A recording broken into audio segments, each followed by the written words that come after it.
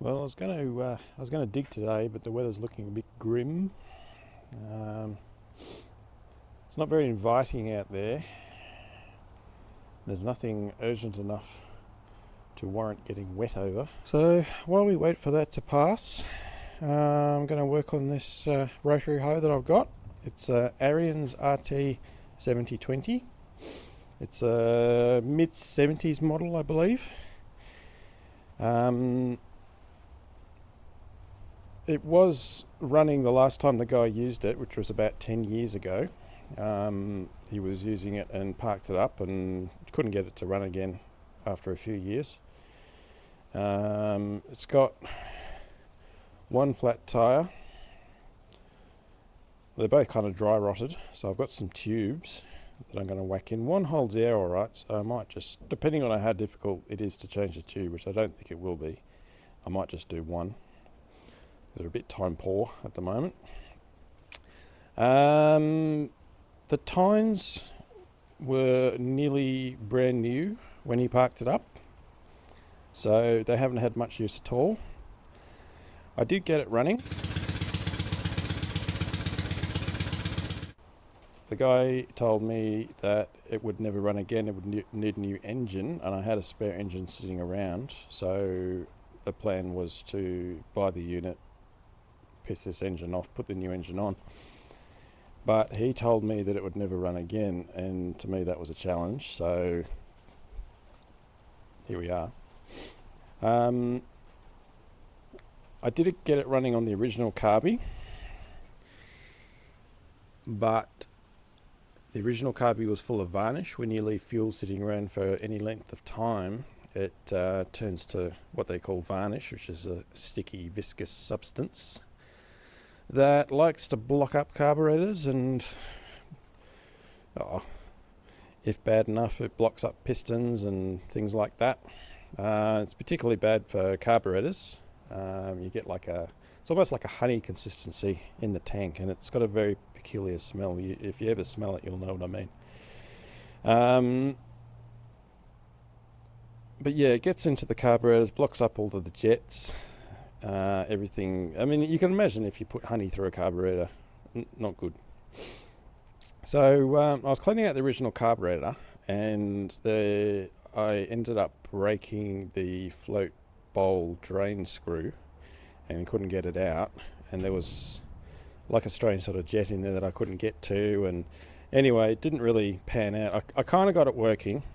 I got it all nice and clean. It came up almost brand new. I got it clean, but there were too many broken bits.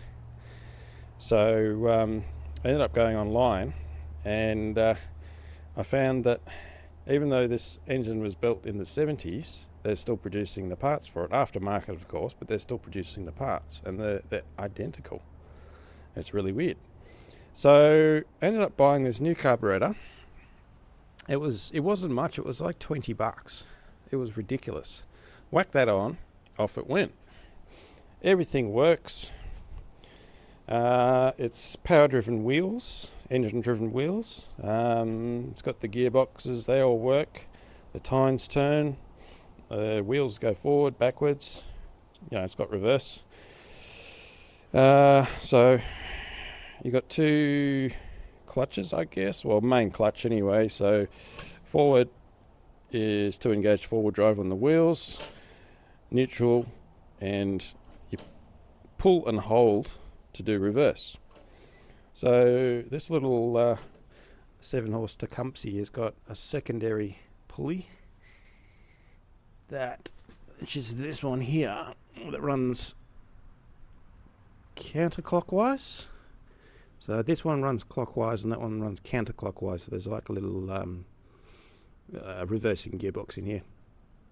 So when you pull the reverse lever up, that engages that little idler there, which engages the belt that's on the reverse pulley and makes the thing go in reverse. And then when you go forward, that engages the forward drive pulley, or that idler and that forward drive pulley, and drives the wheels forward. So it's very simple, very robust. I like it. You've got handlebar swivel. So you pull that and then you can turn the handlebars to the side. I think it goes both ways. Yeah, it does. It goes both ways. Not 100% sure why. I think it goes to there. That's it, and it locks. I think obviously, so you don't have to be walking through what you're churning up. I'm guessing that's what the point of that is. I haven't actually used this, so I don't know how useful that is, but that works. Got your throttle. I'm going to replace that Bowden cable because it's got a kink in it somewhere, or I might try and clean it up. But for now, it's working. It worked alright with the old carburetor. It was okay, but as soon as I put the new one on, a million times better. So I've got 2 new tubes for the tyres, and I've got a new air filter and a new spark plug, or a spare spark plug, I guess.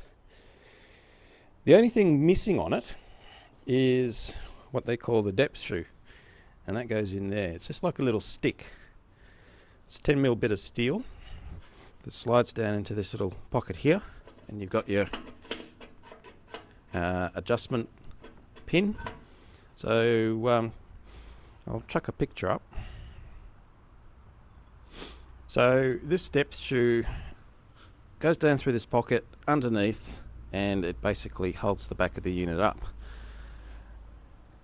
Now I've got a smaller Ariens rotary hoe, and it's got similar to the depth shoe, but they call it a brake. And on the smaller one, because it's obviously lower power, never bothered putting the brake on, because you can pretty much pull back on the handles a little bit, provide a bit of resistance, and the thing's quite happy. And I find it easier to use without the brake. So I thought on this one, same deal. You don't need that. That'll be fine. Well, I found out that you do. So I started this up and I took it around the back of the 4-bay just to have a little go, and it fucking took off. It grabbed, and mind you, there's warnings all over it saying that will do this, which I totally ignored. But anyway, it fucking grabbed, it took off. I couldn't control it. It flew out of my hands. It went flying down the cut at the back of the 4-bay, ended up on its side and died. So it took me a bit, but I got the engine going again and managed to drive it out of there and realised that you do need the depth shoe. So I went looking, given that they still make the parts for this, I went looking online, and you can get new old stock depth shoes, but they want ridiculous money for them.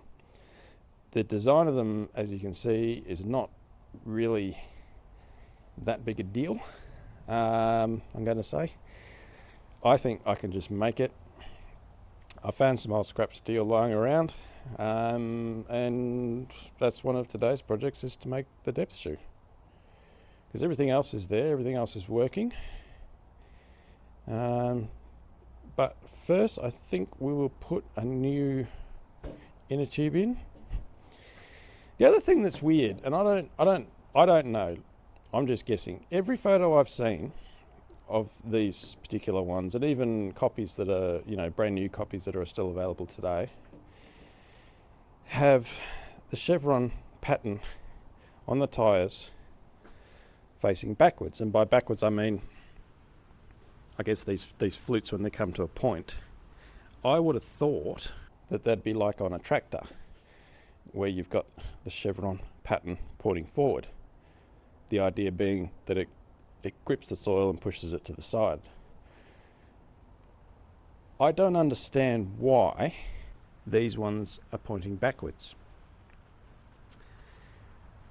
It seems online, it seems to be 50-50. Some people say you just turn the wheels around. Other people say no, that's how it's meant to be. Since I've got to take the wheels off today, I'm gonna. I really don't know the answer to that. There must be a reason why they put them on backwards, because, like I say, even the modern day copies have them on backwards. Well, I say backwards, but this orientation. Do you know what? I might leave them the way they are, and we'll see what happens. If it turns out to be a gigantic pain in the ass, well, it's easy enough. You just take each wheel off and turn them around. It's easy. It's like a 10-minute job. I honestly don't understand the theory behind that. But usually, if I don't understand the theory, I just have a go of the machine, and then it all becomes clear.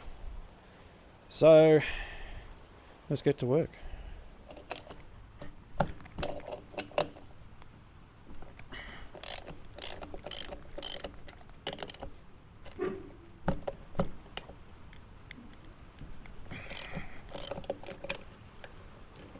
This one's bent.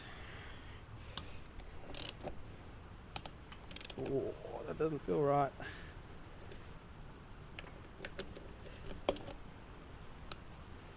Oh, it doesn't feel good.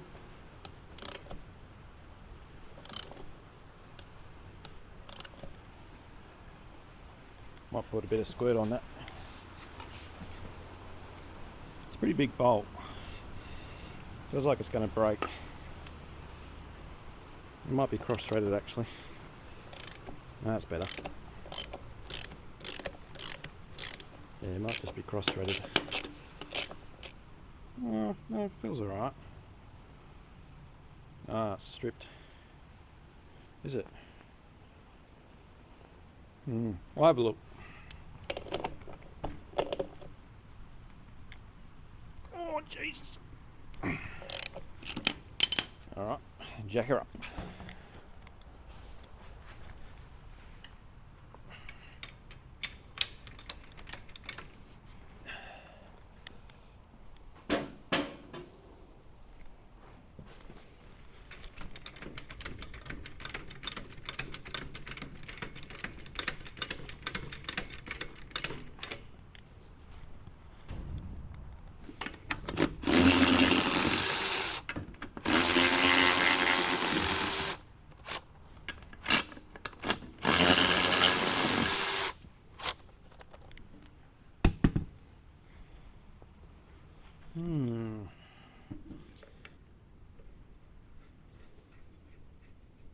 I think it is cross-threaded.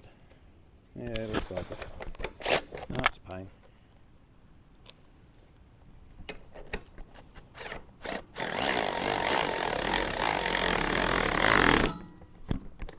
Well, truth be told, I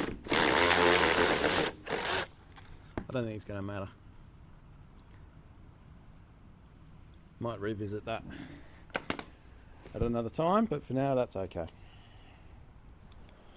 So yeah, no wonder this doesn't hold air. A lot of dry rot. Cracks here. So I'll just whack a tube in it.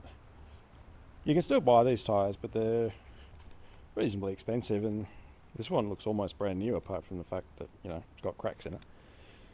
The tubes are cheap. I think they're $10 each or something, so whack a tube in, see how that goes.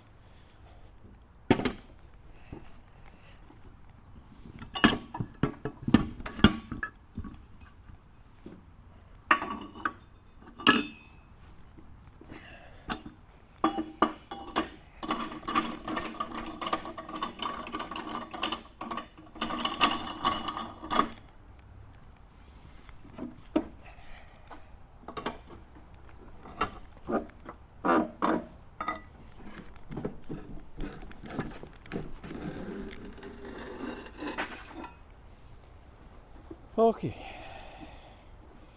I'll probably do.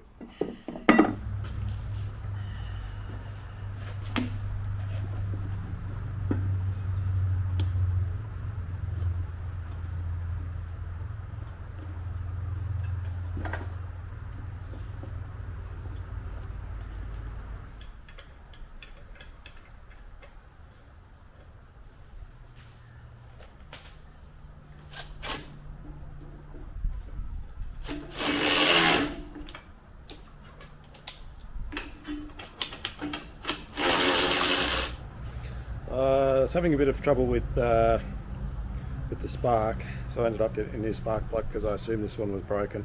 It's just dirty. I'll chuck the new one in anyway because I've got it, and I'll clean this one up and put it aside as a spare, I guess. Last thing is the air filter.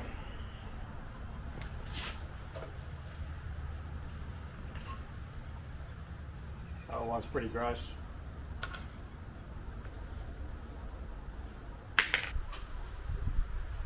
Let's try that.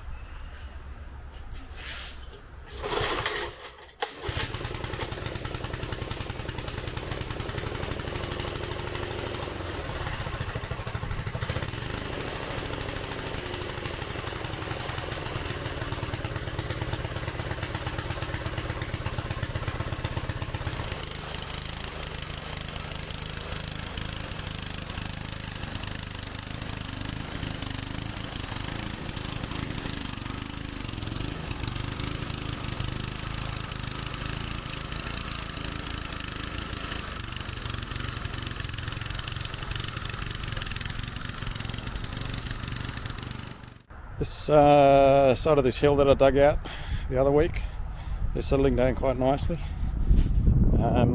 It's draining perfectly, which is pretty good. Happy about that.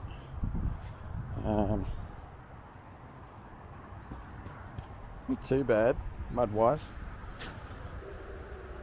It's good sandy soil here, so it tends to settle quite well and quite quickly, which is very good. So we just had that massive rain shower then, and there's a couple of little high spots here and there, but nothing major. As you can see, it's not pooling water at all. I'm going to put a surface down on this anyway, so really this is just the foundation, I guess you'd call it. I'm going to put crushed rock or something, but yeah, not too bad. Pretty happy with that.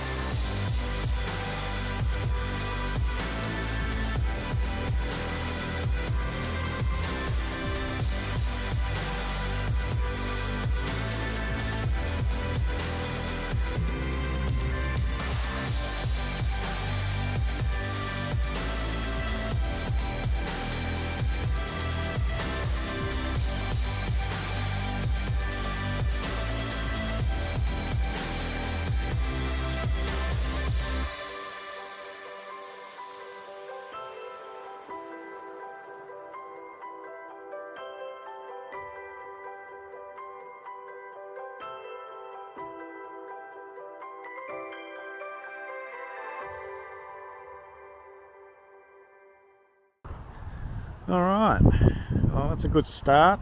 I'll bring a load more clay in. I'm going to take, there's a hump here, I want to take that off, back out a bit shallower.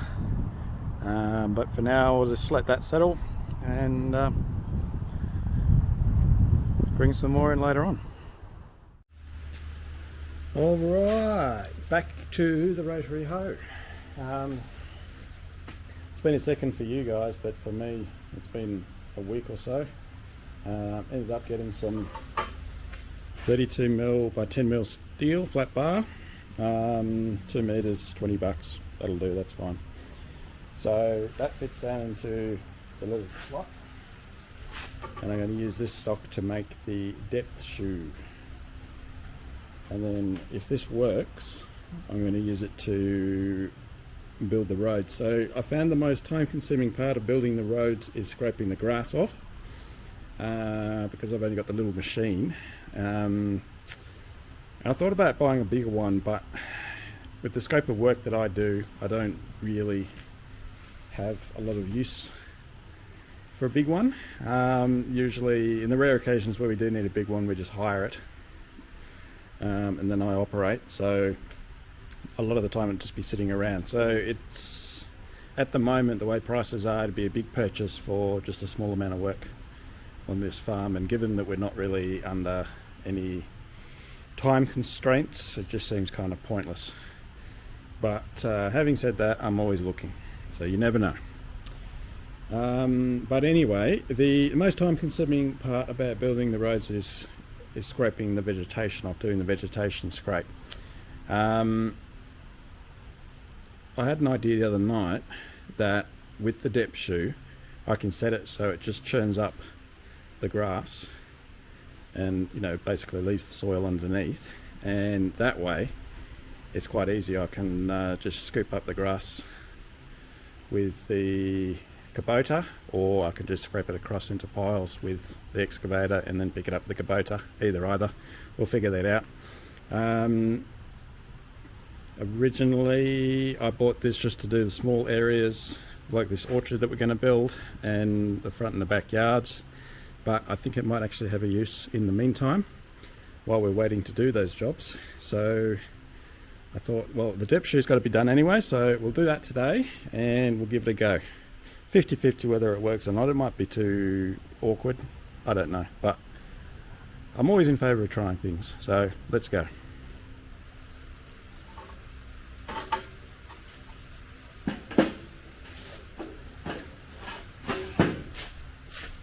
So because I don't have, obviously I don't have a pattern to work from, or I've never actually seen one of these, I've only seen photos, the depth shoe I'm talking about. I'm totally going to guess the angles. It seems pretty straightforward, so I'm pretty sure a guesstimate will be fine.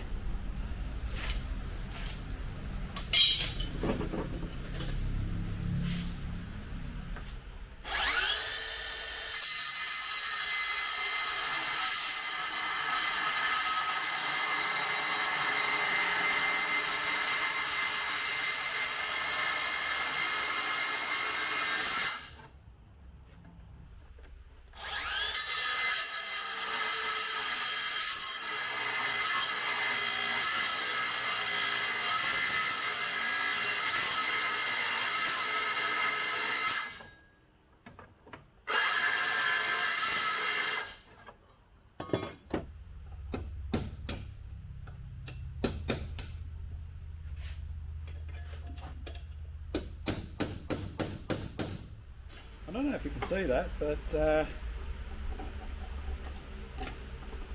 that's a pretty good guess. It's pretty much dead on. It's about 1 degree off. I was just going to cut like a notch out and bend this over, but I fucked that up. And you know what? I'm just going to, yeah, that's fine.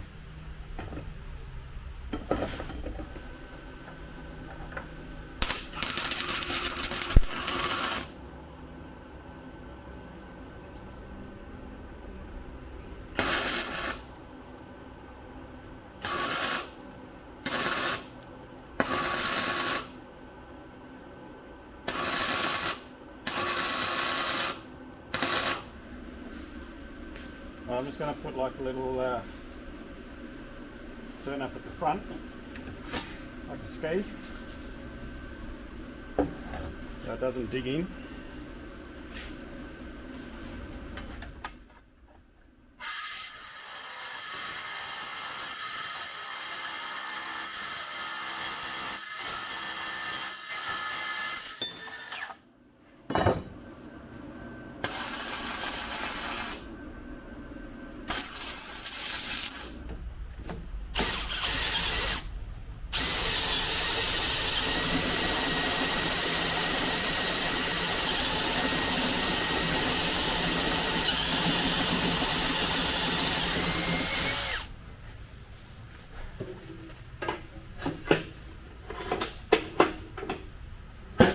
Woo. Very nice.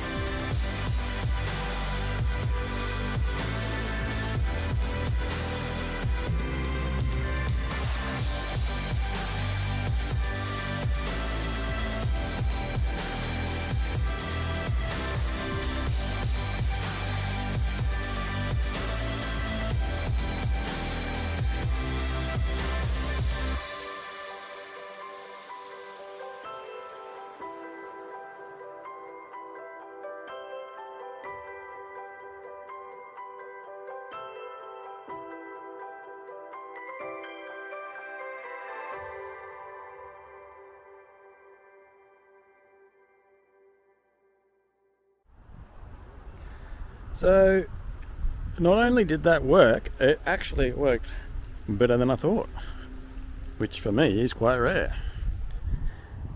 but very welcome. That cleared that grass in no time, and because I'm not dragging off too much soil,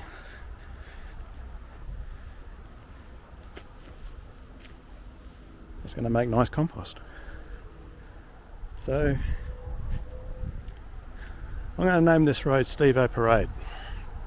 This is my new road, and I'll join it up to there. So this is the start of Steve-O Parade. Well, it's shaping up to be a nice road. Is old Steve-O Parade, and every road needs a sign. Steve-O Parade in the city of Mountain Crap.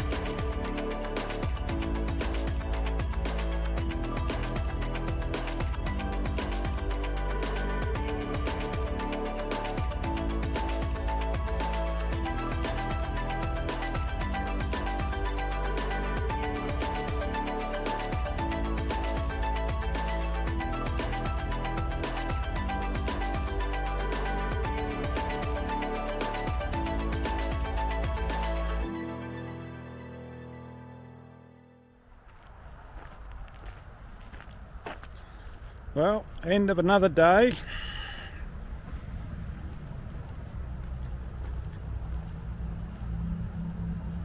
Nice progress today.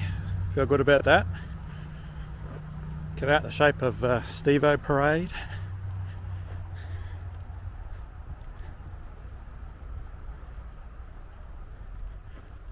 That went well. That rotary hoe is good. I like it. Still needs a bit of work. The throttle cable is a bit funny. Might just replace it. I shredded the reverse belt. Well, it shredded itself. I mean, the belts were quite dry rotted anyway, so you know, given it hasn't been used for 10 years and who knows what condition they were in when it was parked up, it's not surprising they were quite cracked and shitty. I figured they weren't long for this world anyway, but they actually lasted longer than I thought. So I've lost reverse, and I've also, there's 2 forward drive belts. I've lost one of those and the other one's about to go, so I'll get a new set of belts. The idler cam wheel, I guess you'd call it, that's out of alignment, and there's like a clip that's come off, but that's alright. We'll spend an hour or so on it sometime and go through it. But it definitely works alright. Not bad for something that's built in 1975. It's older than I am. There's easier ways to do this. I could have hired a posi track or borrowed one. But you know what? We've got some gear here. Might as well use it. It's kind of fun. I think anyway, that it's kind of fun getting old stuff that was never meant to run again and fixing it up, getting it to run, putting it back to work. And that would have been an expensive unit back in its day, that rotary hoe. And yeah, it's a very capable unit, I have to say. Learned a few things. Doesn't like tree roots. But that depth shoe, that worked beautifully. Not bad for a guess. I've got a little little kick at the front of the shoe part. You know, it makes it look like a ski. I'm going to put one at the back, because when you're right there. Fucking trying to film. No respect, don't they know? What was I saying? So the actual shoe part, we've got to put a little kick at the back, which is pretty straightforward, because when you whack it into reverse, obviously it digs in. I didn't think about that. But for a guess, pretty fucking happy with that. I was able to do this one afternoon. I reckon if I was just pulling it with the excavator, probably take me a couple of days. Now, to be fair, that's partly because the cutting edge on the mud bucket is absolutely shagged, and I do need to replace it. And every time I go to do it, something else comes up and I run out of time. But also in this sandy soil with that small machine, I was finding it hard to keep a good level. So it's quite nice to be able to have the rotary hoe just tickle off the top, and then run around with the smudger and the bucket on the Kabota and just sort of clean it up. And I think I'll just go over this again with the rotary hoe once it's all fixed up. I was kind of rushing it towards the end because I was down to that one belt, and I was like, oh, I might just get the bare minimum done, and at least we can finish the job. So I'll get that new set of belts and might go over it, because there's a couple of places just, you know, where I haven't quite got the all the grass out, which is fine really, because once you put the crushed rock on, that'll stop it. But you know, might as well do it properly. I like to do things properly, and that'll help reduce the weeds coming through, or the grass regrowing. I think some will come through anyway, but I'll just keep on top of that with the glyphosate. I might tinker with these curves a little bit. I think I'll come through with the excavator and just tickle that up a bit. But that's more or less ready for rock. There's a couple of levels I want to change. I'm going to pump some more clay into this ramp here. It's still very steep, which I knew. I want to sort of start the ramp about there, where I've just put that mark. Because we've got the room and I've got the clay, but I wanted to get the ramp established first and just do it in stages and let it settle, because I haven't got a roller. And in Australia, I don't know about other countries, but in Australia, second-hand equipment at the moment is at an absolute premium because everyone wants it, because you can't buy new stuff. Or you can, the waiting time is just outrageous. So everyone's chasing the second-hand equipment, which has driven prices through the roof. And honestly, it's just not really in the budget. I want to keep costs to a minimum. We've got enough stuff. So, and like I said earlier, don't really have time constraints as such. So I'm just going to do it in stages. So I'll just chuck a bit of clay in, compress it as best I can, and then just chuck a bit more on top, and just you know, layers basically. Which is another way of doing it. It's just slower. That's all right. That's fine. Where we've dug out here, that's gone quite nice. That's gone down quite nicely. We had quite a bit of rain since this was done. Just cut down the dust. It is still very dusty, but that's okay. This is going to have a surface on it, crushed rock, because this is where the horses are going to hang out. But yeah, no, it's draining quite well. I was here the other day when it was pissing down, and yeah, I just totally guessed the fall, but it seems to have got it pretty much spot on.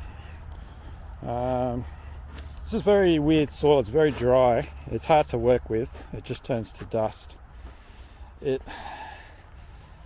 I have a feeling I'm going to need to just pump water into it, just to wash all the fines out and get some of this nice gritty stuff up. Because the stuff that I dug out around the back of the fall bay that was absolutely saturated, once that dried out, that's turned into quite nice soil. But I'm trying to get all this done before winter, which is not too far away. I'll get these retaining walls in, I'll get all this filled up, because over winter you'll get a shitload of rain. That'll help settle it. But I'll see how it goes. But yeah, I have a feeling that I only use those IBC tanks, make a slip with like a little water sprayer in the back. We've got that pump working, we know that works. So I'll fabricate some sort of bar on the back that sprays like a, you know, like those fucking water trucks that spray down dirt roads. Make just a mini version of those. Just whack it on the back of the tandem. That'll be fine. Yeah, I'm gonna have to start picking up some of these piles. I've got fucking random piles everywhere. Turning into my predecessor here. I'm just leaving random shit everywhere. But yeah, we'll get that working. This is all the stuff that I bulked out from where we just were. See, it's just quite dry. It's not bad. Like, this has been sitting here for a while and it's gotten quite wet. It's okay. It's not fucked. I think it just desperately needs water. That's the truth of it. So you can see this. The reason it's all just heaped up on the edge here is because when I was digging it out, it was just slop. It was absolute diarrhea. I could hardly move it. So I just kind of heaped it up the best I could, because we had a heap of water behind this fall bay here. The water was getting into the shed. It was rusting out the bottom of this tin. It was coming down that cut there. So this was kind of a on the day, I guess you'd say, emergency drainage, and never really came back to it. I can work this now that it's dry. I mean, you can see just with a 1-ton machine how far I was sinking into the dirt here. It was absolutely 100% saturated. But since that's been left, even with the rain, you can see where these little rivulets going. Even with the rain, that's starting to dry out now. Again, when I was here the other day when it was raining, this was flowing quite nicely. It holds a bit of water here, but that's all right. I mean, I just totally guessed it on the day, and it was raining, I think, from memory. But this flows quite nicely off down there. But anyway, the point is, this was absolute slop, and that's been sitting here now for I want to say 2 months, maybe a month. I'm not good with time, ask my wife. But that's dried. That's beautiful. It's nice. I mean, it's not beautiful, but it's like it's like sand with a little bit of a clay content. I think that's going to be nice for packing. I think I'll do my final trims on the road with this. I'll grab some of this. This area here is my trunk storage area, but we're going to extend this 4-bay out another bay to make a hay shed. So eventually all of this will be dug out. But no, it's quite nice soil. Well, I guess you'd call it sand, but it's quite coarse. Once you wash all the crap out of it, it's quite coarse. It's natural, like it hasn't been put here.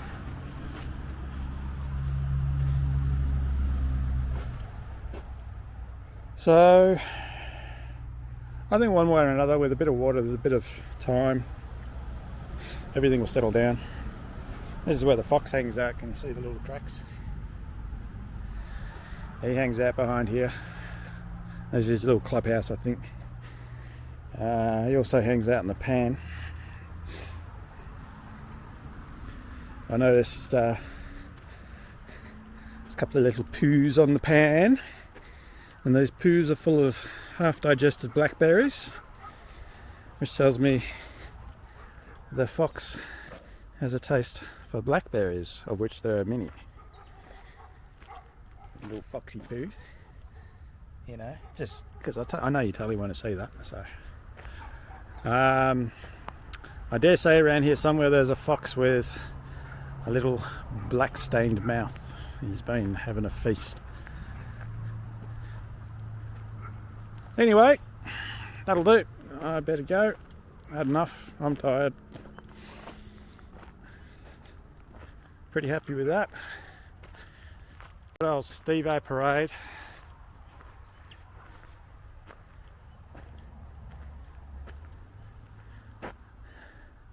Needs a spoon drain on the side, I think. Might put one in. Anyway, that's for another day. That's it. Put the green meanie away and go home.